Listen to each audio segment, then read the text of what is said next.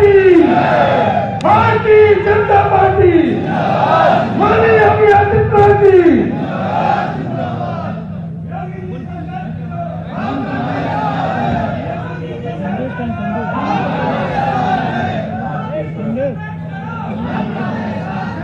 सामाजिक सम्मेलन में बैठ जाओ यार सब लोग।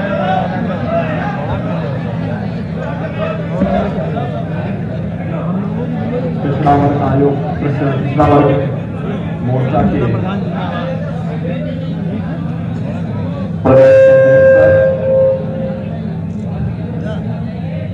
प्रदेश के अध्यक्ष श्री नरेंद्र कश्यप जी, प्रदेश महामंत्री पिछड़ा वर्ग मोर्चा श्री रामचंद्र सिंह प्रधान जी, बैठ जाओ। साइलेंस। उत्तर प्रदेश सरकार में मेरे सहयोगी मंत्रीगण डॉक्टर महेंद्र सिंह जी, श्री अनिल राजभर जी, प्रदेश महामंत्री श्रीमती प्रियंका सिंह रावत जी, प्रदेश उपाध्यक्ष श्री ब्रिज बहादुर जी, दयाशंकर ठाकुर जी, संपादक विधान केसरी श्री विनेश ठाकुर जी, उपाध्यक्ष पिछड़ा वर्ग आयोग श्री हीरा ठाकुर जी, चेयरमैन जिला सहकारी तो बंद है बैंक रोहतास श्री मुकेश धामा जी और उपस्थित सभी भाइयों बहनों,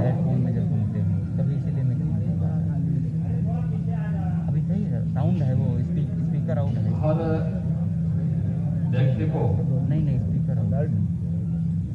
अपने देश और अपनी जाति पर गौरव की अनुभूति करना चाहिए।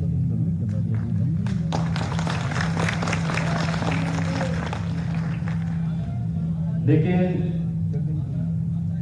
जातिवाद से बचते हुए राष्ट्रवाद को हम बढ़ावा देंगे तो देश और समाज दोनों को कल्याण के पथ पर अग्रसर कर पाएंगे। भाइयों बहनों, हम सबको एक बात को ध्यान रखना होगा कि इस बृहद समाज के अंदर ही हम सब की सुरक्षा, हम सबका सम्मान, हम सब सुरक्षित हैं। और वह इसलिए मुझे नहीं लगता है कि कोई हिंदू मांगलिक कार्य ऐसा नहीं जिसमें आपके समाज की उपस्थिति के बगैर वह कार्य संपन्न हो सकता है। समाज के इन संबंधों को हमने कभी पहचानने का प्रयास किया होता तो संभवतः हम अपने महत्व पर आगे कार्य करते हैं। और इसीलिए मैं आज के इस अवसर पर आप सबका आह्वान करूंगा, स्वर्गीय कर्पूरी ठाकुर जी का नाम देश की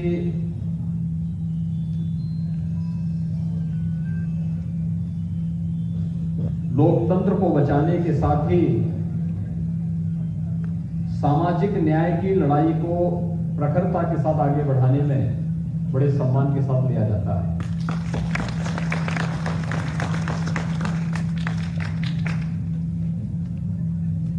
उन्नीस 1975 में जब कांग्रेस ने देश के अंदर इमरजेंसी थोपी थी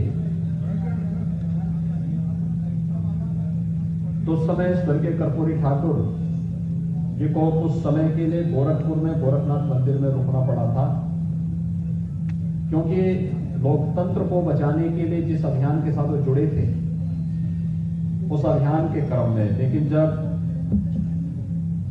ये चीजें सामने आने लग गई कि अब यहां पर रहना उनके लिए सुरक्षित नहीं होगा, क्योंकि सरकार उनके पीछे पड़ी थी, तो फिर सुरक्षित हुए नेपाल की तरफ वहां से प्रस्थान किए थे। और इमरजेंसी के खिलाफ देश को लोकतंत्र को बचाने के लिए जो योगदान उस कालखंड में उन्होंने किया,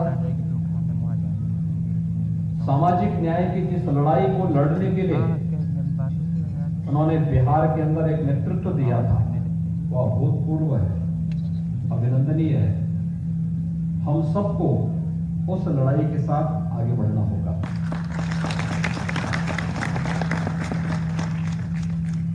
आखिर आज पिछड़ा वर्ग आयोग को संवैधानिक मान्यता मिली है प्रधानमंत्री मोदी जी के कारण।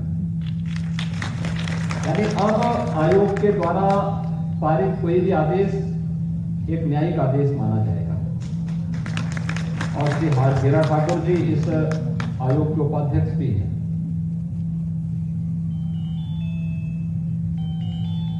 ईश्वर ने आपको बुद्धि दी है, हुनर भी दिया है, और उसका उपयोग करके कैसे हम बेहतर तरीके से आगे कार्य कर सकते हैं, उसके बीच से रास्ता निकालने की आवश्यकता है। याद रखना, सामाजिक ताने बाने को छिन्न भिन्न करने वाला व्यक्ति कभी भी समाज के लिए पूज्य और सम्मानीय नहीं होता।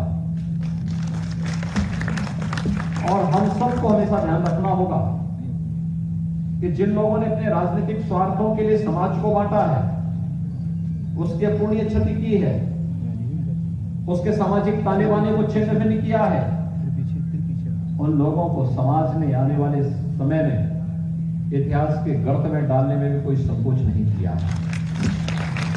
और ये हम सबके सामने उदाहरण है। आज हम सब यहां पर जब इस सामाजिक सम्मेलन में उपस्थित हुए हैं, उत्तर प्रदेश में कुछ योजनाएं हम लोगों ने लागू की। खासतौर पर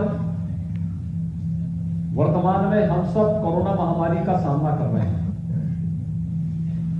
और कोरोना महामारी के दौरान आपने देखा होगा कि उत्तर प्रदेश सरकार देश की पहली राज्य सरकार थी जिसने भरण पोषण भत्ता स्वीकृत किया था उन सभी कामकाजी वर्ग के लिए जो प्रतिदिन अपना काम करते थे, अपनी मेहनत से, अपने परिश्रम से, अपने पुरुषार्थ से अपने परिवार का भरण पोषण भी करते थे, और साथ साथ सामाजिक जीवन चक्र को आगे बढ़ाने में अपना योगदान देते थे। और वह सरकार कोई थी तो उत्तर प्रदेश की राज्य सरकार थी जिसने भरण पोषण भत्ता हर एक तबके को दिया था, जिसमें पिछड़े वर्ग से जुड़ी हुई सबसे अधिक जातियां उसके साथ जुड़ी हुई, चाहे वह कामकाजी वर्ग रहा हो कोई भी, उन सभी के लिए हम लोगों ने भरण पोषण भत्ता दिया। जाने नहीं दे रहे। और यही नहीं, कोरोना कालखंड के दौरान भारत सरकार से भी और राज्य सरकार से भी, भारत सरकार को अभी भी प्रधानमंत्री गरीब कल्याण अन्न योजना के माध्यम से हर उस गरीब परिवार को फ्री में राशन देने का कार्य कर रहा है। 15 महीनों तक ये व्यवस्था चल रही है। दुनिया के अंदर कोई देश नहीं दे रहा है, अकेले भारत के अंदर ये व्यवस्था है। प्रधानमंत्री मोदी जी के कारण व्यवस्था है। और उत्तर प्रदेश सरकार ने 2020 में भी 3 महीनों के लिए और 2021 में भी 3 महीनों के लिए अपनी ओर से भी फ्री में राशन सबको देने की व्यवस्था की। भाइयों बहनों, आज जब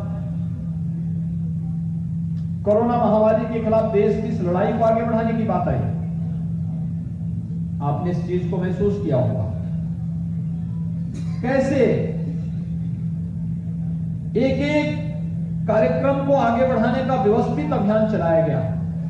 मोदी जी के नेतृत्व में, उनके मार्गदर्शन में पूरे देश ने, आज जब हम यहां पर इस सामाजिक सम्मेलन में उपस्थित हुए हैं, तो भाइयों बहनों, हमें इस बात पर गौरव की अनुभूति करनी चाहिए कि इस देश के पास एक यशस्वी प्रधानमंत्री है, और मोदी जी के नेतृत्व में आज देश 100 करोड़ लोगों को एक एक वैक्सीन का डोज देने वाला दुनिया का पहला देश होगा।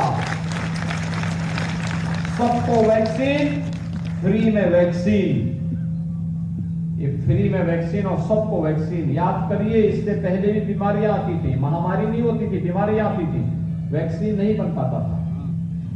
दवा नहीं आ पाती थी, लोग मरते थे, सरकारें देखने के लिए नहीं जाती थी।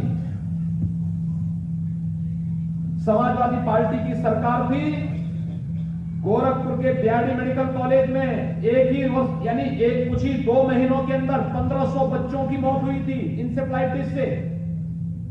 उनके मुख्यमंत्री देखने के लिए नहीं गए। वे समाजवादी पार्टी के एक नेता के घर में मांगलिक कार्यक्रम में भाग लेने के लिए गए, लेकिन वे मासूम बच्चे गोरखपुर के बीआरडी मेडिकल कॉलेज में मर रहे थे, उनको देखने के लिए नहीं गए। ये संवेदनहीनता थी। कांग्रेस की सरकार रही हो, सपा की सरकार रही हो या बसपा की सरकार, इन्होंने जातिवाद के नाम पर सामाजिक ताने बाने को छिन्न भिन्न करके प्रदेश को दंगों की आग में झोंकने का तो कार्य किया था, लेकिन किसी गरीब के साथ, किसी कमजोर के साथ कभी खड़े नहीं हुए। अपने सत्ता स्वार्थ के लिए इन लोगों ने प्रदेश को माफियाओं के सामने गिरवी रखने का काम किया था।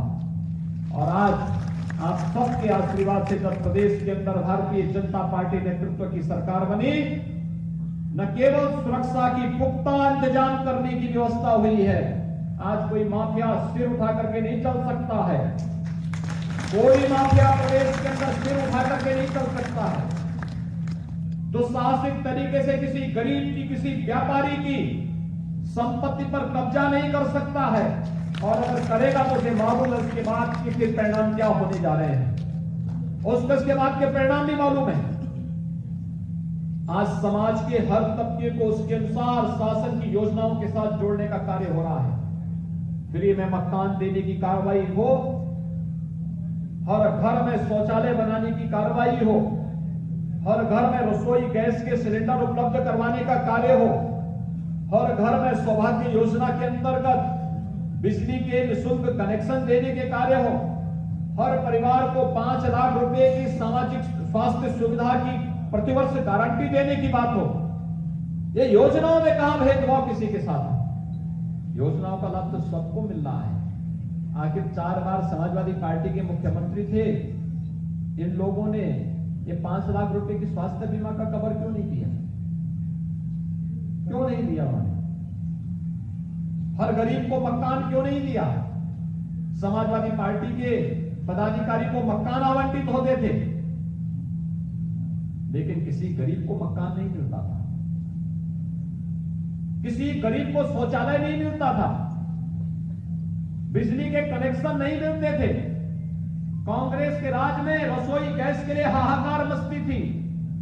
एक रसोई गैस, किसी को अपनी लड़की की शादी में रसोई गैस कनेक्शन अगर देना होता था, 25,000 रुपए तो उसको पहले उस खरीदने में लगते थे। और फिर रसोई गैस के लिए अगर कहीं जाना हो, सिलेंडर समाप्त हो गया और रसोई गैस समाप्त हुई, सिलेंडर के लिए कहीं हो तो सिलेंडर तो नहीं मिलता था, पुलिस की लाठियां जरूर मिलती थी। ये तो कांग्रेस के समय में होता था। भाइयों बहनों, जिन मासूम लोगों की मौतें होती थी बीमारियों से, तब महामारी नहीं थी, लेकिन ये लोग मौन बने रहते थे। तब प्रदेश में माफिया हावी था। पार्टी विशेष के लिए कांग्रेस की सरकार रही हो, समाजवादी पार्टी की रही हो या बसपा की सरकार रही हो, जो भी सरकारें रही हो, इन सरकारों के समय में गरीब को त्रस्त किया जाता था, आम नागरिक को जबरन परेशान किया जाता था। सार्वजनिक संपत्तियों पर, गरीबों की संपत्ति पर, व्यापारियों की संपत्ति पर माफियाओं से कब्जा करवाया जाता था और प्रशासन को गिरवी रख करके, उनके सामने गिरवी रख करके हर प्रकार से उन्हें प्रताड़ित किया जाता था। लेकिन भाइयों बहनों, आपने बदलते हुए उत्तर प्रदेश को देखा होगा और बदलते हुए भारत को भी पिछले 7 वर्षों के अंदर देखा है। ये महामारी है। दुर्भाग्य से अगर ये महामारी कांग्रेस की सरकार के समय आया होता, क्या होता? भाई बहन पिटली भाग गए होते, भारत में नजर नहीं आते।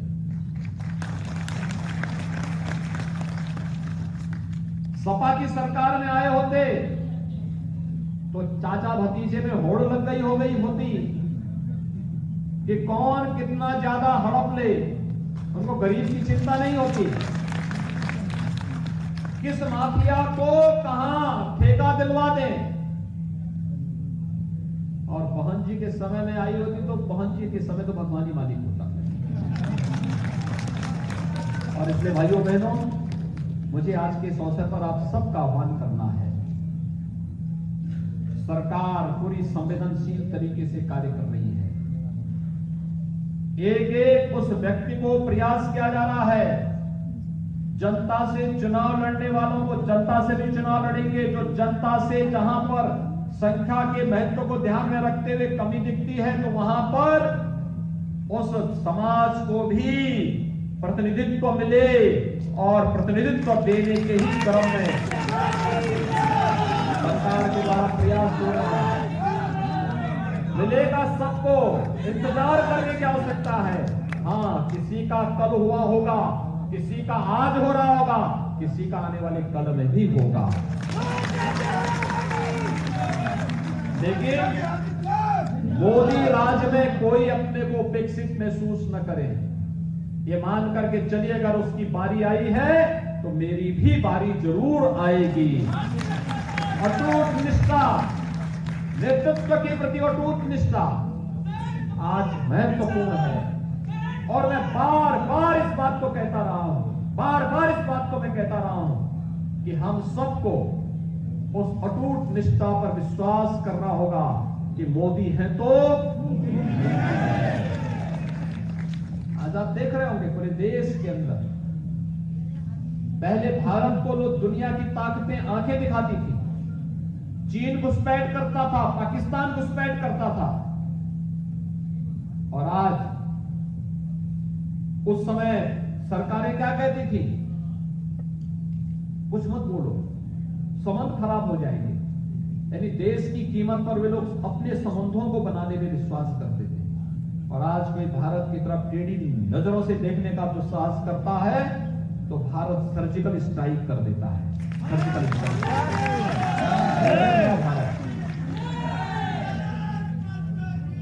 अपने देश पर गौरव की अनुभूति करना, नेतृत्व के प्रति असीम सम्मान का भाव रखना और फिर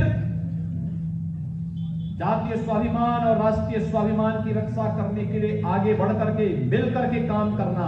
क्योंकि सामाजिक समन्वय और समरसता ही हम सबको सम्मान भी दिलाएगा, स्वावलंबन के मार्ग पर अग्रसर करेगा और भारत को दुनिया की एक महाताकत के रूप में स्थापित करेगा।